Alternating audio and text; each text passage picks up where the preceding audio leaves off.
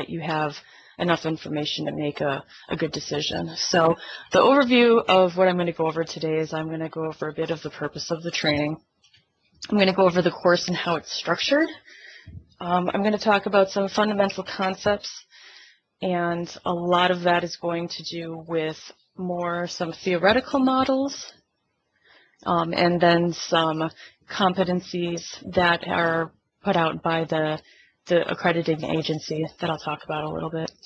Assessment tools, case studies, and practical applications, and then some pros and cons. The pros and cons are really my opinion, and I want everyone to keep that in mind when thinking about this. You may have a different opinion on some of these topics based on previous experiences, so just take it with a grain of salt. So the purpose of the CDF training, the National Career Development Association is the body that produced the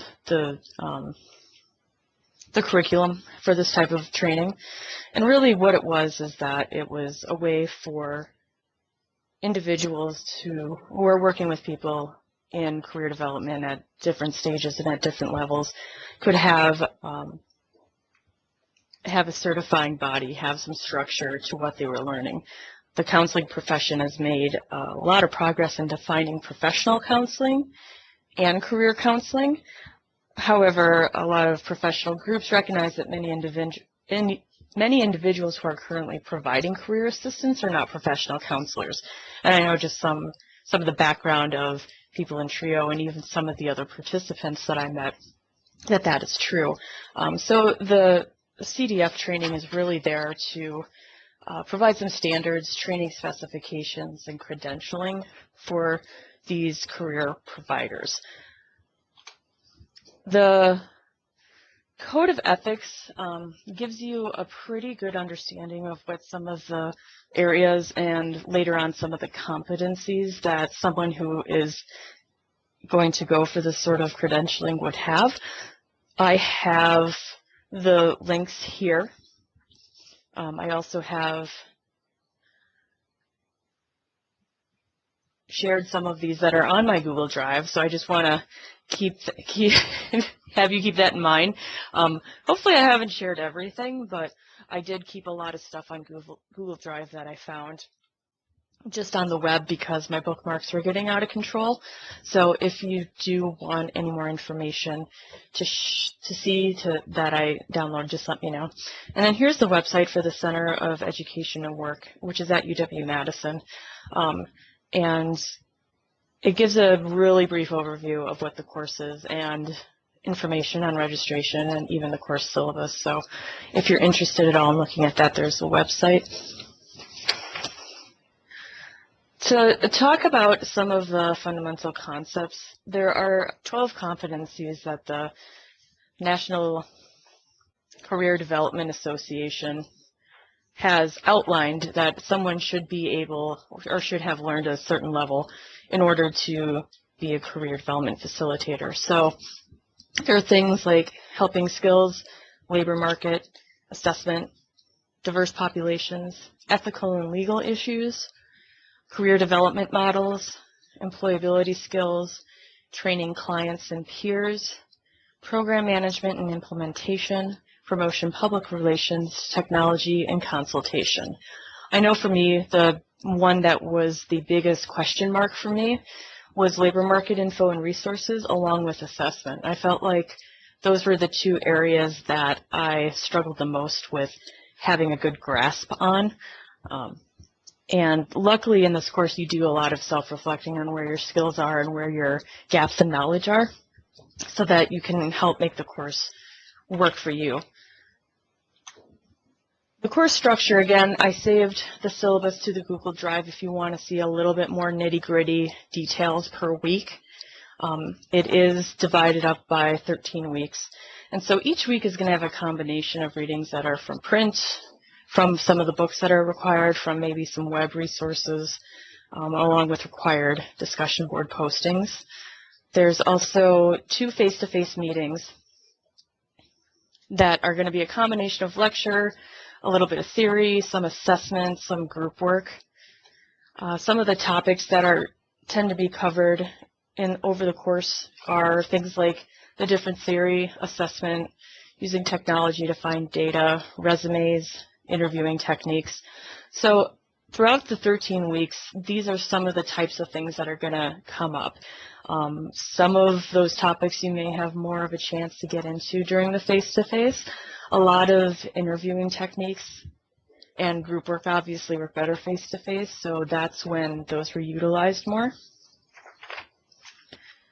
And there were a lot of theoretical models that were used and that we learned about and that we read about in terms of kind of helping think about an individual and where they're at in their career journey and kind of getting a structure in mind with trying to help them. So the 4 that came up and that we learned about the most were the ones that are listed here. So Schlossberg's theory of transition, Donald Super's developmental theory, John Krumboltz's learning and happenstance learning theory, and then John Holland's theory, which most people are most familiar with, which is called trait and factor theory.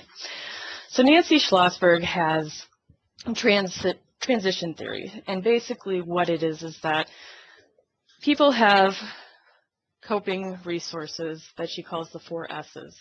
So they have to see what they have from themselves in order to deal and move on from whatever is going on.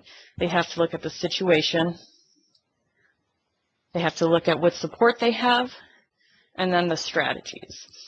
So, for example, thinking about a high school student who doesn't really seem to have many interests, but has a lot of factors outside of school and maybe work that are having an influence or taking away from their time, and going through that particular student's situation and saying, okay, well, what are the personal characteristics of the student? What are the characteristics of the event or a non-event, something that didn't happen? What kind of support does the student have? What kind of strategies can she use to approach whatever the problem, the issue, the lack of knowledge is? Donald Super he has a theory, it's called developmental theory, and it can be broken down into a couple of real brief statements. Self-concepts are formed through feedback and experience. Over the course of a lifespan can kind of be thought as whether someone is career mature, and that someone's life space or their life goals are also going to play a factor into what they're doing at that time in their life. So a lot of people who read Super's work say that his greatest contributions to career development have been his emphasis on the role of self-concept. So for a lot of people that may be working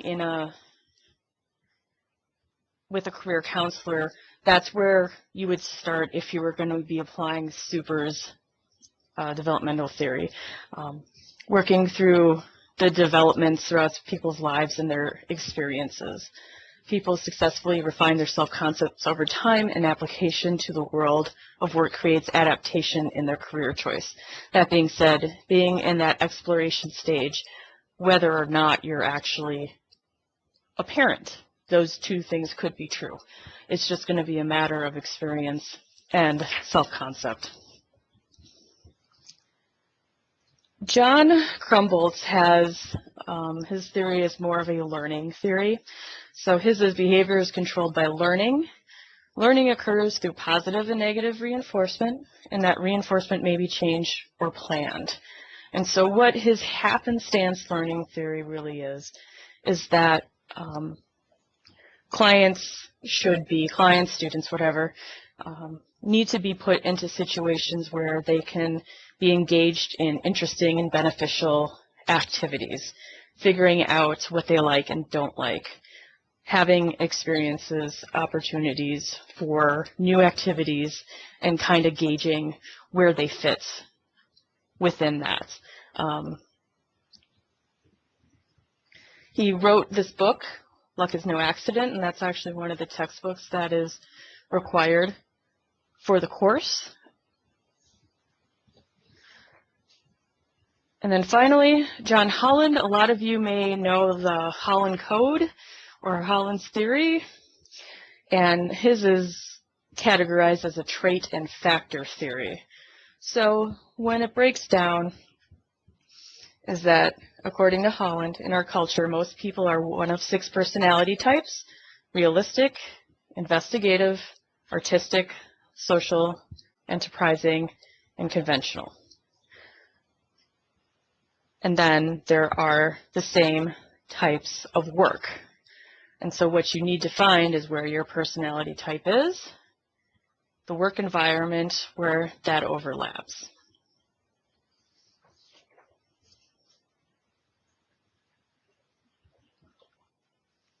So a lot of the assessment tools that we talked about, I knew of. I know about Holland's Code. I know about the multiple intelligences. I wasn't able to necessarily define those intelligences, but I knew of it. This is the Myers-Briggs. You can find Myers-Briggs tests on BuzzFeed if you want. You know, I mean, they're everywhere, but I love it.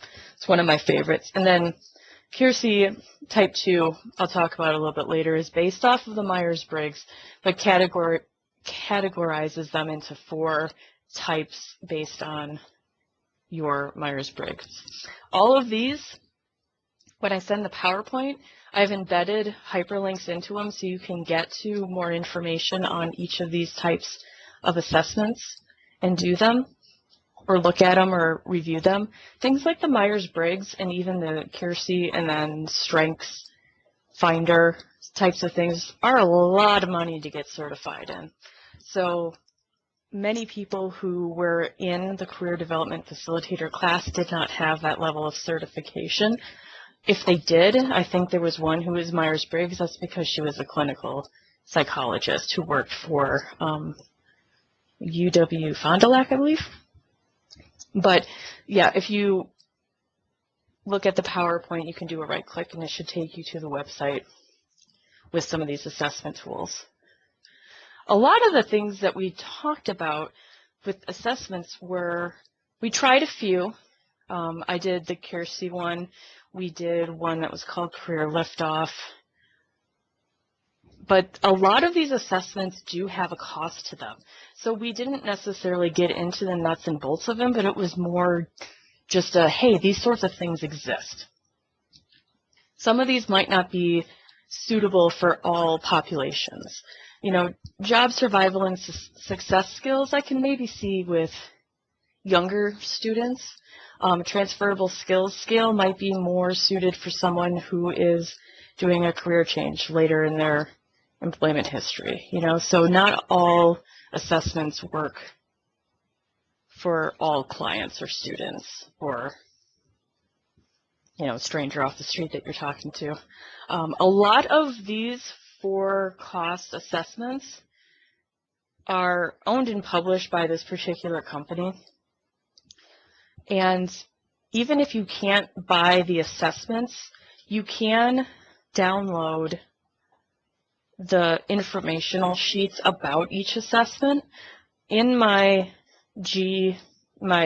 Google Drive, I did that to keep track of them all, just in case I should want to explore a little bit further in obtaining the tests or getting trained or whatever it was that I needed. But because there were so many of them, I felt like I needed to keep those information sheets handy so that I would know what it was I could get trained in. And then we did also spend a lot of time on more of the informal ones, you know, a career style interview, which is really just sitting down with a couple of prescribed questions and talking to somebody, which is something I think we're all pretty skilled at. And then just some web-based quizzes. 16 Personalities is a free Myers-Briggs type test. It's not as obviously as expansive. It is not official in any way, but I find it very user-friendly, and it takes a lot of the clinical terminology out of it, so it doesn't sound so psyche. And then just another one for fun, there was this one called, like, what kind of thinker are you? Again, it was just on the BBC's website. Even on my computer here now, I have these sorts of sites bookmarked as I find them, to if I should need to talk to a student who has absolutely zero idea about what they're good at, what they like, what they don't like, to have a starting point. Career exploration and labor statistics was kind of the animal that was just way too big for me. I had no idea how to approach this. I had no idea where to get started. If you've ever been to any of these websites before, you know that you can go down a rabbit hole real fast. But in the course, a number of the assignments that you do are very much guided assignments through some of these websites like ONET. And I found that that was really helpful if you have a very specific goal, location, web link, like data that you're supposed to find with some guidance. Once you do that a few times, getting through these websites is not quite as terrifying. So Bureau of Labor Statistics was one that we used for an assignment, Occupational Outlook Handbook, ONET, and then for an assignment specifically WorkNet. And Wisconsin's WorkNet does have a lot of interesting statistics. It has unemployment rate, it has employment by county. So if there's people, and we do work with students like this, who have zero intention of leaving whichever county they currently reside in, you can find labor information by county for that student. And I thought that that was really helpful because I think sometimes students have a very skewed idea of what is available to them based on their location. They tend to not think about that part, the location and the type of job that they want. So again, all of these have embedded hyperlinks into them, and they'll take you straight to that site if you want to mess around a little bit more. If you would like to see maybe one of the assignments that walked you through, like ONET, I can definitely send that on as well. So some of the case studies and practical applications, and I felt like this was more of the information that helped me the most working through some of these ideas, and also making me feel a little bit better that I did already have some of the skills needed to do this type of work. We did have case study group assignments where we're giving a student or a client in a scenario and some details, and we would have to, say, apply Donald Super's theory to this particular one. What would Super say about this person based on the information here? Or what would be some assessments that would be appropriate, that sort of thing. And then we also had to do a career portfolio, and that was interesting to see. We had a wide variety of people doing digital ones. We had people who did paper, more like scrapbook type of ones. You know, we had a number of people who were very much on the tail end of their career, and then we had some where this was their first job out of graduate school. So it was interesting kind of to see the range.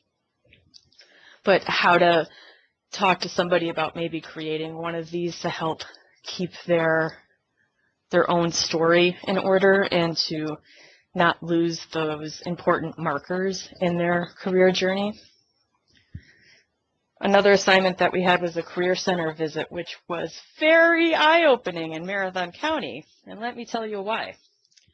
So I went unannounced to the Marathon County Job Center.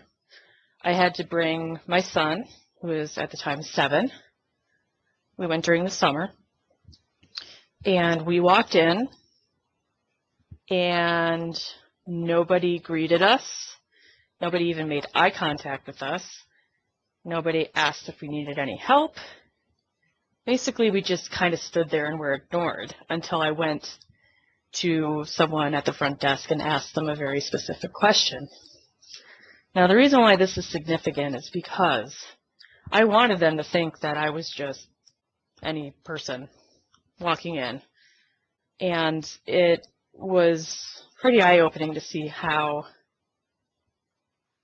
I was treated, and it gave me a lot of concerns about if I would have to send somebody there. If I were going to suggest to somebody to go to the Marathon County Job Center, I would probably have that person write out a very clear script, practice going up to the front desk, that sort of thing, because they're not jumping up and down to help you. Let's just put it that way.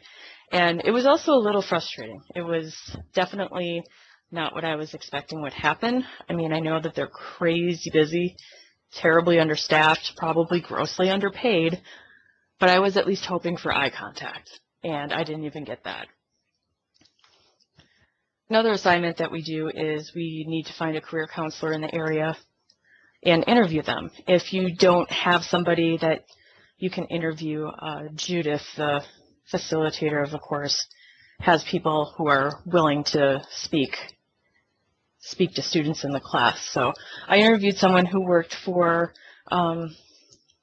Department of Vocational Rehab, so DVR, who is located in Wausau, and talked a little bit about her career and how she got into DVR and her educational background and her job background. And it was really interesting to hear kind of her path and her story and hear some of the good things from her perspective that DVR was doing, and some of them maybe not so good things. So that was really eye-opening as well. The labor market assignment was the one that I struggled with the most, and it was partially because of my own brain. I overthought the thing so much to the point where I actually called Judith because I was struggling with coming up with an answer to the question. And, that was one thing that's really nice about this course. If you're struggling with something, just give Judith a call. She'll talk to you by phone, by email, whatever. But it definitely helped me sort through all that information that was previous on some of those government websites with finding some of the information based on a scenario that's presented to you. So with that particular scenario, it was a student who was interested in going into organic farming, and they heard that that's not really a good field to go into. And looking up the labor market assignments parameters, looking up the county information, things like that was actually really helpful. I struggled the most, but it was definitely helpful. The personal action plan is, and I referenced this a little bit before, where you basically are going to identify where your weak spots are and how you're going to kind of overcome that. What are your goals for the course? How do you hope to use the information that you learn during the course? The case study summary. So when we're working in groups on the case studies, there's one in particular that will come up more than once in the face-to-face meetings. And then at the end of the course, you would have to write a 1 to 2 page summary that's a little bit longer, a little bit more of a narrative based on that individual scenario. So it does play through the entire course. That was also helpful because there were multiple ways that you could approach or review or implement with the case studies, but you get a chance to write all those options out. And then finally, designing a career-related program. That's an assignment, one of the final assignments. It's a little bit larger, where you actually lay out something that is specific to your institution or your position, something that isn't a pie-in-the-sky kind of a program, but something that could be done. My career-related program was more of a workshop series on career exploration in the Career Center, and it was kind of a twofold idea.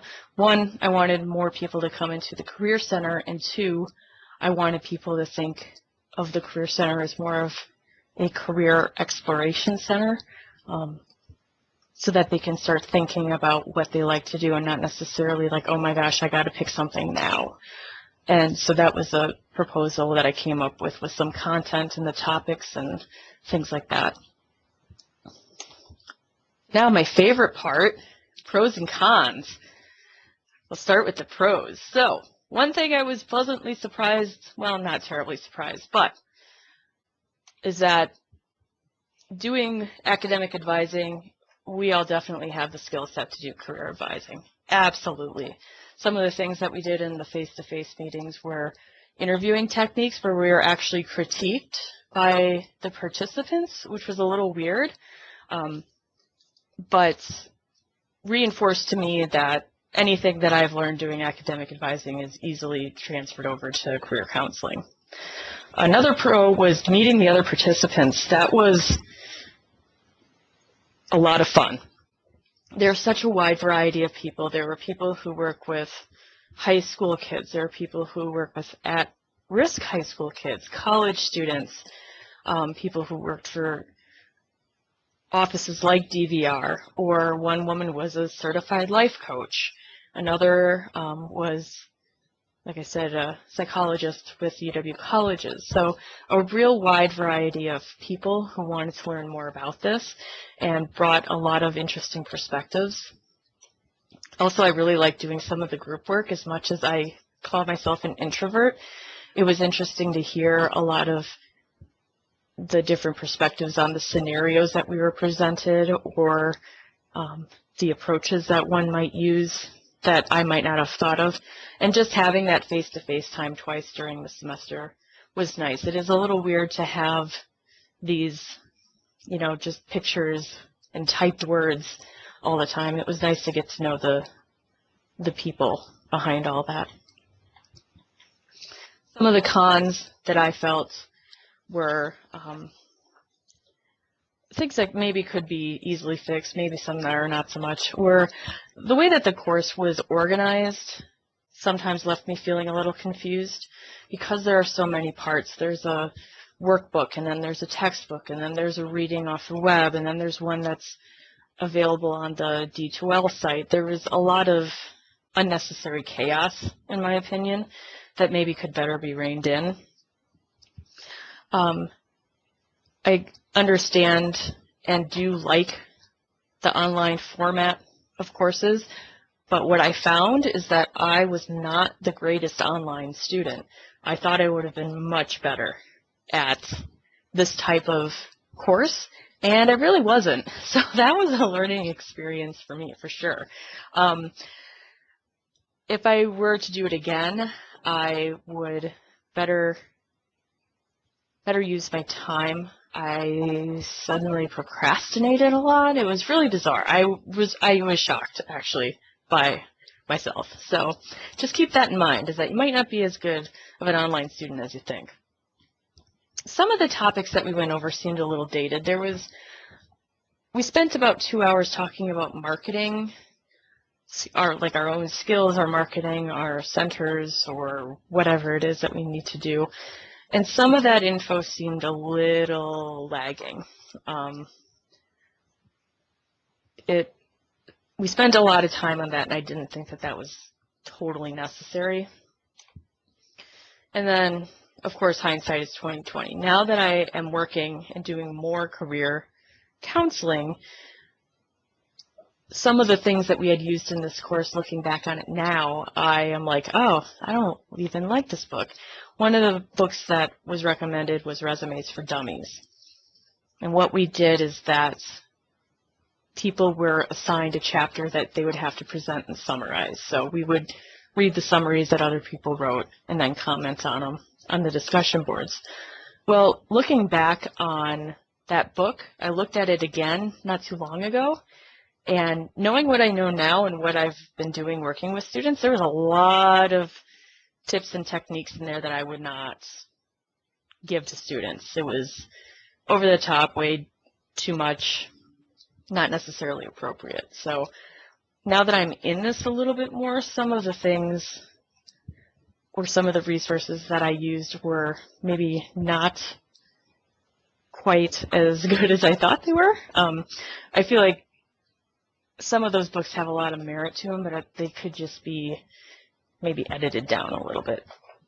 So now, if we lived in a perfect world, and I was actually talking to you fine people, you could send me some questions, but you can't. So what you can do is, I am going to send this video. I am going to hopefully send the PowerPoint, any of the documentation that I've referenced, anything that I can send, I will send along in this email. If you want any references or any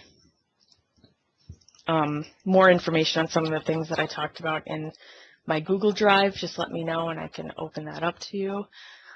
It's kind of weird talking to yourself on a presentation like this, so if there was anything that wasn't really explained as well as you wanted, please just let me know, because I hope that more people, if they feel like this would be good in their professional repertoire, would take the course. So I guess that might be one question that people might have was, am I glad that I took the course? Yes. I feel like for someone like me, I tried for a long time to get a handle on some of this stuff on my own and just wasn't succeeding. I needed it very structured for me to wrap my head around it. Now that I have some of this base knowledge, and it's definitely just base knowledge, I feel like I am in a better spot to self-teach some things. I feel like I'm in a better spot to do more research in a scholarly way, if you will, that sort of thing. So for me, I needed this sort of a structure in a course in order to feel like I had the subject matter at hand, organized in my own head. Some of you may be fine doing the research online and just getting it. It's kind of an individual thing. So here's all my contact information at Point. Feel free to email or call anytime, even though link doesn't seem to work so much. I think you can still, well, you know, you can always try it again just one-on-one with people if you got a microphone. It's kind of fun to talk with a headset on. But thank you so much. If anybody has any questions at all, just let me know, okay? Thank you.